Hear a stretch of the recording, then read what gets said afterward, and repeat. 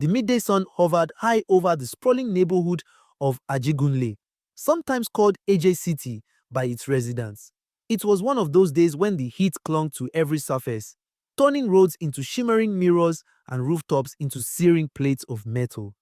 The relentless brightness bleached the colors of everything it touched: the weather-beaten signboards, the faded paint on the rickety bosses, and even the vibrant clothes people wore. Yet, there was movement everywhere, a testament to the city's gritty resolve.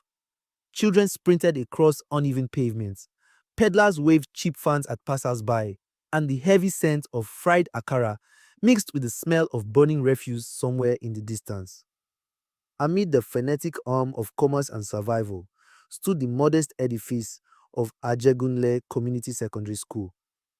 It was not tall or imposing. Instead, it spread across a single story of connected classroom blocks with chipped walls and windows that rarely closed properly.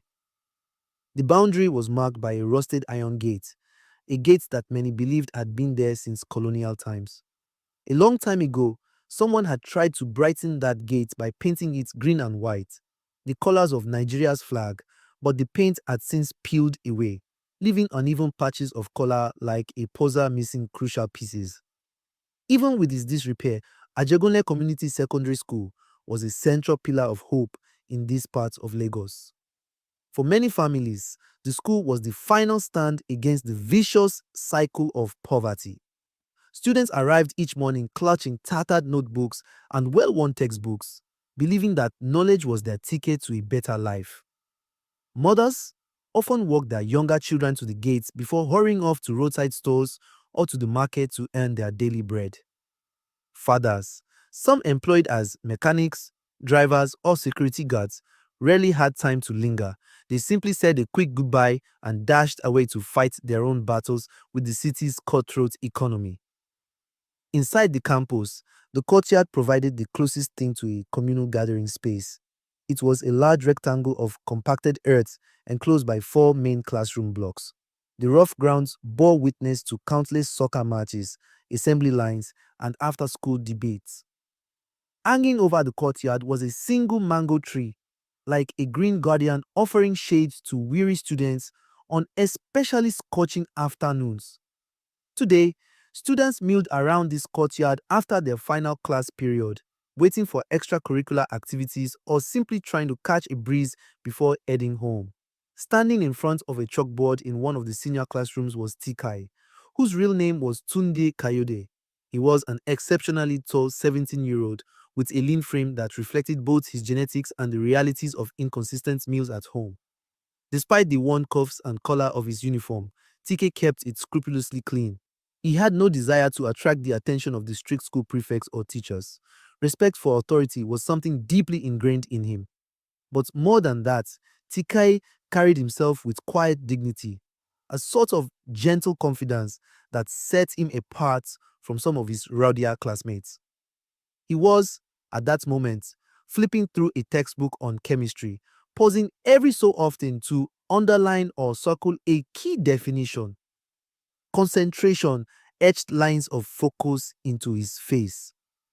As he wrote down a reaction equation, HCl plus NaOH arrow NaCl plus H2O, his mind wandered. He thought of Amanda Henshaw, the girl who had, until 2 weeks ago, been his classmate. He remembered the day she arrived in their classroom with an unassuming smile. Her father, Dr. Henshaw, a well-known physician, had insisted she spend some time in a less privileged environment to build character. Or so everyone said. A hush had fallen over the class when Amanda stepped in, her posture upright, her accent a bit more polished than most, yet her eyes radiating an unexpected warmth. While many students approached Amanda with curiosity or even mild resentment, after all, she came from a world of affluence they couldn't easily imagine, TK had initially maintained his distance. It was only later, after they discovered a mutual love for Afrobeat music and Nigerian literature, that they formed a kind of bond that neither could fully articulate. They'd trade recommendations on books or songs, scribble quotes from their favorite authors, and chat about topics that ranged from everyday teenage concerns to deeply societal issues. In that battered classroom, Amanda's presence had felt like a gentle breeze on a stifling day. Now that Amanda was gone, TK found the classroom curiously empty, despite the noise and bustle of his peers. He tried to channel his restlessness into studying, pressing forward with the notion that good grades could help him land a scholarship or bursary for higher education. That was his dream: to study engineering, find stable work, and lift his family out of Ajegunle's never-ending grind. But as determined as he was, Amanda's sudden departure gnawed at him. She was from a world so different, yet they had found common ground. He wondered if their friendship had been more important to him than he realized. Sitting across from TK, albeit a row behind, was Chinyere, the class prefect and a diligent student in her own right. Chinyere's family wasn't much better off than TK's. She lived in a cramped apartment with her parents and three siblings, often sleeping on a foam mattress so thin she could feel the concrete floor through it. Still, she took immense pride in her role as prefect. Her uniform was always immaculate, her hair tied back in neat cornrows, and her academic performance consistently placed her near the top of the class. She was outspoken, never one to shy away from confronting a teacher if something seemed unfair, nor from breaking up a fight between junior students. In truth, this strong-willed demeanor both impressed and intimidated people around her. Yet, beneath the surface of her confident exterior, Chinyere carried a deeply personal secret. She had developed feelings for TK over the course of the past year. It was not a noisy, impulsive crush, but rather a quiet admiration that grew every time she witnessed his kindness or saw the intensity in his eyes when he discussed a topic he cared about. Initially, Chinyere told herself her feelings were a mere extension of camaraderie. Perhaps she was just drawn to his intelligence. But after months of seeing how her heart fluttered whenever he casually said, "Good morning, Chinyere," she could no longer deny the truth. The problem was, TK was oblivious to her admiration, partly because TK didn't easily assume that someone would hold such affections for him. Living in Ajegunle taught you to keep your head down, handle your business, and not make assumptions about what other people felt. Moreover, Amanda's recent departure seemed to cast a shadow over Teke's moods. Chinyere would see him gazing at the seat Amanda once occupied, the corners of his mouth drawn into a faint frown. During break, he'd sometimes step outside and stare at the gate as though half expecting Amanda to return. That day, as the final bell signaled the end of afternoon classes, Principal Adebowala, a middle-aged man with graying temples and a stern, measured way of speaking, made an announcement over the school's single, crackling loudspeaker. "Attention, students. I have a brief notice," he began, pausing to clear his throat. The entire campus seemed to hush instinctively. Principal Adebowale wasn't known for lengthy speeches, but whenever he spoke, it was typically serious. "We have concluded the withdrawal procedures for Miss Amanda Henshaw. She is no longer a registered student of Ajegunle Community Secondary School. Teachers, please adjust your records accordingly. That is all." Chinyere noticed Tekai's shoulders stiffen at the announcement. The official confirmation stung more than the rumors floating around for the past 2 weeks. Students nearby whispered among themselves. One girl hissed, "I knew she wouldn't last here. Rich people can't handle real life." Another retorted, "Her father must have found a proper school for her. Makes sense, doesn't it?" A few of them even shot quick glances at TK, as if suspecting that he might have more insights than they did. Once classes ended, Teekay tucked his chemistry textbook into his threadbare backpack and silently gathered his belongings. Chinyere, who was organizing a stack of notebooks she had collected for review, kept an eye on him. Usually she'd see if he was interested in reviewing the day's lessons or talk about upcoming tests. But today, he seemed remote, lost in thoughts.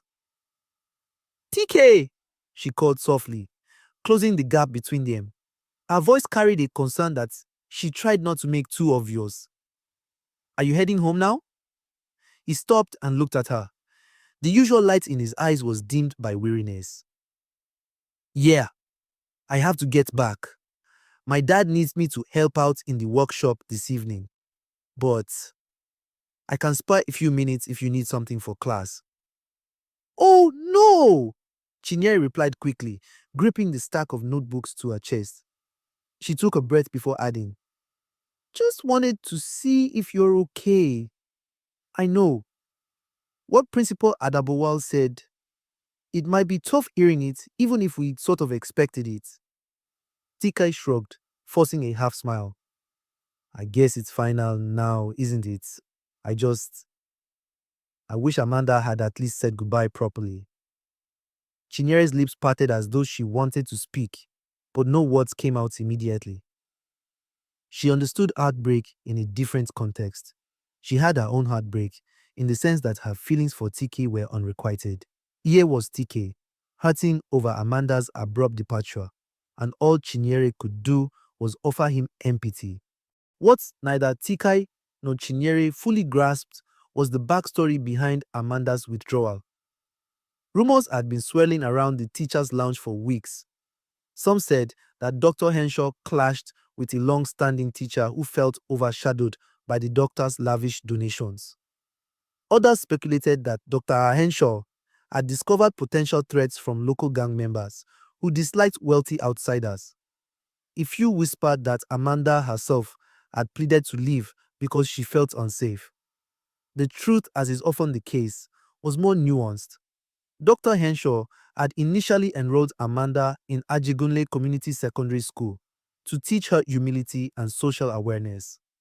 But after months of tension with certain teachers, particularly the deputy principal who questioned Dr. Henshaw's motives, Dr. Henshaw decided it was no longer worth the emotional toll on Amanda. For now, neither Teekay nor Chinyere had the full story. They only had the principal's announcement, the hush of the school's corridors, and the emptiness Amanda's absence seemed to create. Stepping out of the classroom, Chinyere offered to walk with Teekay until the intersection where she would split off toward her house. The hallway was loud with students bustling about, exchanging jokes or chasing each other in the carefree way teenagers do. Yet, a subtle tension clung to Teekay and Chinyere as though they were on a different plane of reality. They passed a wall adorned with peeling murals. At some point, an aspiring art teacher had painted scenes of Nigerian cultural festivals, masked dancers, drummers, bright fabrics. But time and neglect had cracked the paint.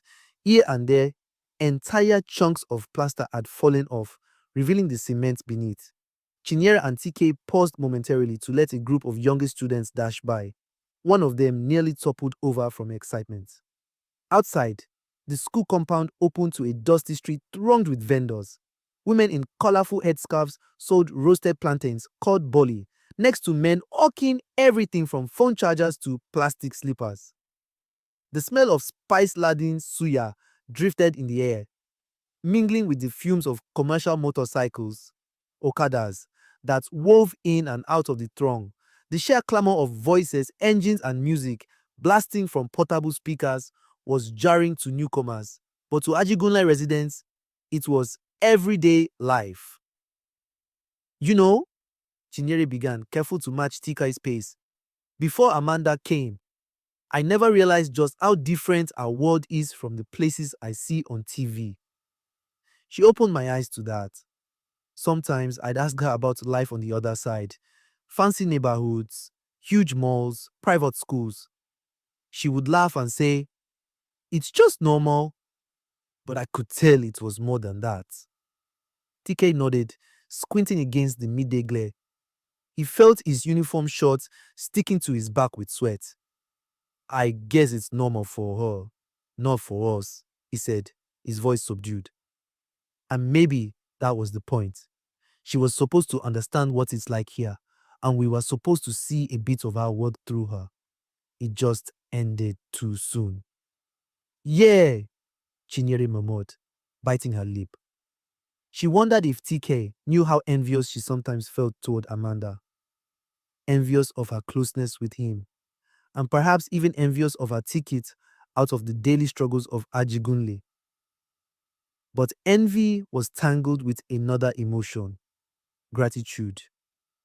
Amanda had, in many ways, been kind to everyone, offering to share notes or volunteering to tutor younger students in English. She had organized a small charity drive with her father's connections, providing extra notebooks and pens for students who couldn't afford them. Chinyere remembered how certain classmates' eyes lit up when they received those simple supplies. The pair stopped at an intersection where a kiosk sold small sachets of water, pure water as it was popularly known, and an older woman dozed in the corner waiting for customers. A battered sign overhead read, Mama Ize's Kiosk, in faded letters. Chinyere turned to face Teekay. This is where I turn, she said softly, adjusting the notebooks in her arms. Take care of yourself, TK. And if you ever want to talk, I'm here. Her eyes lingered on him, hoping he might see the unspoken message of empathy and, yes, affection in her gaze. He blinked and offered a small, appreciative smile. I know, Chinyere. Thank you. If you like this story, please subscribe and share, and don't forget to check back in a couple of days for more intriguing twists and turns in Teekay and Amanda's saga in the next episodes.